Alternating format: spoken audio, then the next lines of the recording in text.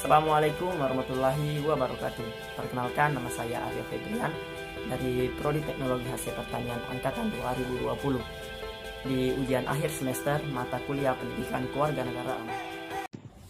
Baiklah, di sini saya akan menjelaskan materi yang berjudul Konstitusi. Yang pertama ada pengertian konstitusi. Menurut Astim Rianto tahun 2009, konstitusi adalah seperangkat aturan atau hukum yang berisi ketentuan tentang bagaimana pemerintah diatur dan dijalankan. Konstitusi dikatakan pula sebagai hukum dasar yang dijadikan pegangan dalam penyelenggaraan suatu negara. Konstitusi berfungsi sebagai landasan konstitusionalisme.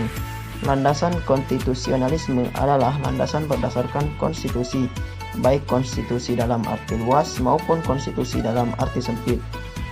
Konstitusi dalam arti luas meliputi undang-undang dasar, undang-undang organik, peraturan perundang-undangan lain, dan konvensi. Sedangkan konstitusi dalam arti sempit berupa undang-undang dasar. Selanjutnya, peran penting konstitusi dalam kehidupan berbangsa dan bernegara. Dalam kehidupan berbangsa dan bernegara, konstitusi memiliki beberapa peran penting. Antara lain, yang pertama, menetapkan tujuan berdirinya bangsa Indonesia. Yang kedua, menjadi identitas atau jati diri seluruh bangsa Indonesia. Yang ketiga, menjadi sumber hukum dan hukum tertinggi dalam sistem hukum di Indonesia. Kemudian yang keempat, mengatur berbagai aspek mendasar dalam kehidupan bangsa dan negara Indonesia, termasuk dalam aspek administrasi pemerintahan. Konstitusi umumnya terbagi 6 dan masing-masing diurus oleh suatu lembaga tersendiri. Yang pertama ada kekuasaan membuat undang-undang atau biasa disebut dengan legislatif. Kemudian kekuasaan melaksanakan undang-undang atau eksekutif. Kemudian ada kekuasaan kehakiman, yaitu yudikatif. Kemudian ada kekuasaan kepolisian, kekuasaan kejaksaan, dan kekuasaan memeriksa keuangan negara.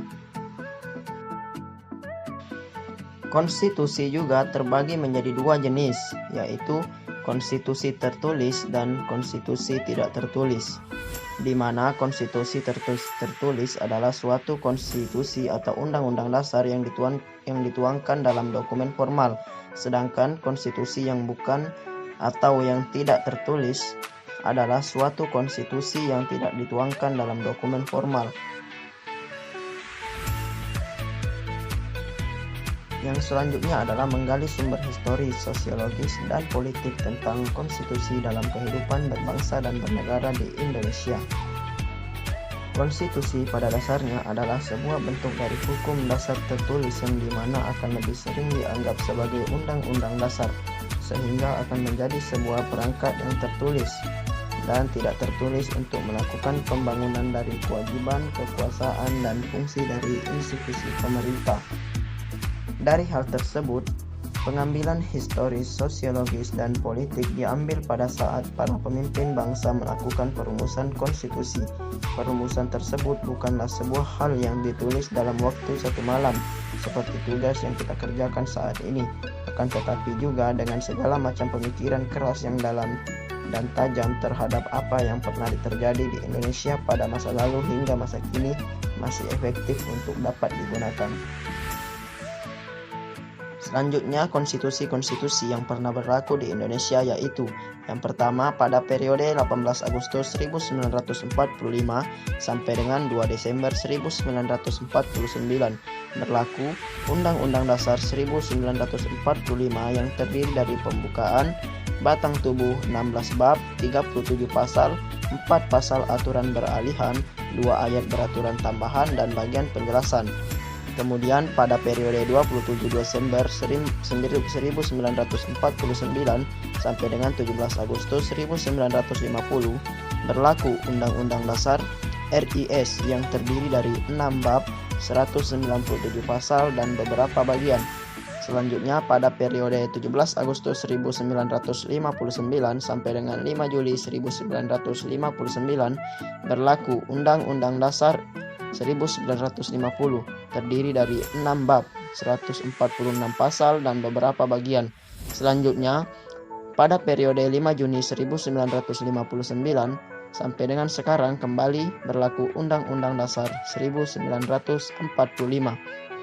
Undang-Undang Dasar 1945 sendiri merupakan konstitusi Indonesia yang pertama kali disahkan oleh Panitia Persiapan Kemerdekaan Republik Indonesia yang disingkat dengan PPKI. Pada tanggal 18 Agustus 1945, Undang-Undang Dasar 1945 memiliki tempat tertinggi dalam susunan peraturan perundang-undangan Indonesia. Menurut jenjang norma hukum, Undang-Undang Dasar 1945 adalah kelompok aturan pokok negara yang berada di bawah Pancasila sebagai norma dasar. Selanjutnya, perubahan Undang-Undang Dasar 1945. Perubahan pertama dilakukan dalam Sidang Umum MPR tahun 1999. Perubahan pertama Undang-Undang Dasar 1945 adalah membatasi kekuasaan Presiden dan memperkuat kedudukan Dewan Perwakilan Rakyat sebagai lembaga legislatif. Perubahan yang kedua dilakukan dalam Sidang Tahunan MPR tahun 2020. Selanjutnya, lembaga negara pasca amandemen. Yang pertama ada Badan Legislatif, meliputi MPR, DPR, dan DPD. Kemudian ada Badan Eksekutif, meliputi Presiden dan Wakil Presiden. Selanjutnya, yang terakhir ada Badan Yudikatif, yang meliputi Mahkamah Konstitusi, Mahkamah Agung, dan Komisi Yudisial. Baiklah, terima kasih. Mungkin itu saja yang bisa saya sampaikan. Semoga bermanfaat bagi yang menyaksikan video dari saya. Sampai jumpa di video selanjutnya. Saya akhiri. Wassalamualaikum warahmatullahi wabarakatuh.